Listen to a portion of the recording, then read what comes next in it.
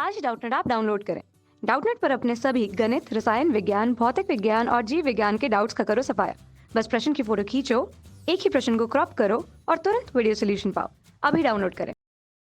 नमस्कार दोस्तों, दिया गया है कि आगमन विधि से सिद्ध कीजिए कि 3 की घात 2 n धन 2 ऋण 8 n ऋण 1 9 सभी n बराबर प्राकृतिक संख्याओं के लिए 64 से विभाजित है। तब दोस्तों हम यहाँ से हल करते हैं। हल हमें दिया गया है 3 की घात 2 n धन 2 ऋण 8 n ऋण 9। तब दोस्तों हम इसको यहाँ से लिख सकते हैं। ये हो जाएगा 3 की घात 2 n तथा ऋण 8 n ऋण 9। तब हम इसे और लिख सकते हैं यहाँ से। ये हो जाएगा 9 हो जाएगा 3 की घात 2 और यहाँ से भी ये 9n हो जाएगा तथा ये 8n ऋण 9। ये घात में n है दोस्तों। तब हम यहाँ से इसे लिख सकते हैं। ये हो जाएगा 9 8 धन 1 की घात n और ये हो जाएगा यहाँ से ऋण 8n ऋण 9 तथा हम जानते हैं कि दोस्तों 1 धन x की घात में n होता है, तो यहाँ से होता है nc0 x की घात 0 1 की घात में n तथा उसी प्रकार nc0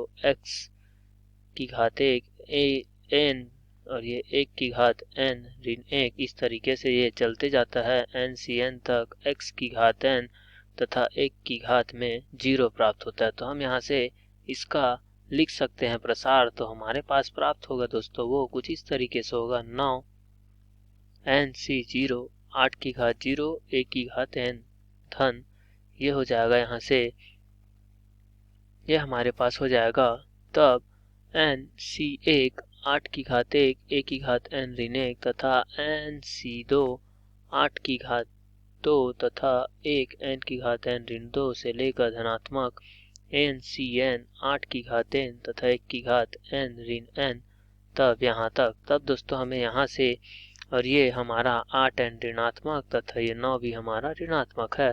तब हम यहाँ से देखते हैं दोस्तों nc0 का मान हमारे पास हो जाता है। ये हो जाएगा हमारे पास 1 तथा ये धन nc1 का मान हो जाता है दोस्तों nc1 का मान n तथा 8 की घात ये 8n तथा ये 1 की घात n का मान हो जाएगा 1 ही होगा दोस्तों। यहाँ से nc2 8 का वर्ग 1 की घात nc2 n ऋण 2 हो जाएगा ये धन से लेकर ये ncn 8 की घात n और ये 1 की घात n ऋण 8n और ये ऋण 9।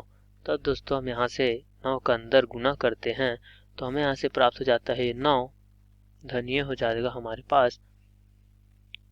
ये हो जाएगा हमारे पास यहाँ से 8 निया 72 n हो जाएगा दोस्तों। ये 72 n तथा यहाँ से हमारे पास हो जाएगा ऋणात्मक 8n और ये ऋणात्मक 9 तथा हम यहाँ से यहाँ तक के भाग को हम यहाँ से कोई एक उभयनिष्ठ मान लेते हैं दोस्तों, जिसमें से सब में 8 का वर्ग और इधर भी 8 का वर्ग यहाँ पास उभयनिष्ठ आएगा तथा 9 का गुना होगा। तो हम यहाँ से 9 तथा इतने भाग को कोई एक नियतांक हम लोग के मान लेते हैं जिसमें पूरे 8 का वर्ग आ रहा है दोस्तों तथा हम यहाँ से 8 का वर्ग भी उभयनिष्ठ निकाल लेते हैं।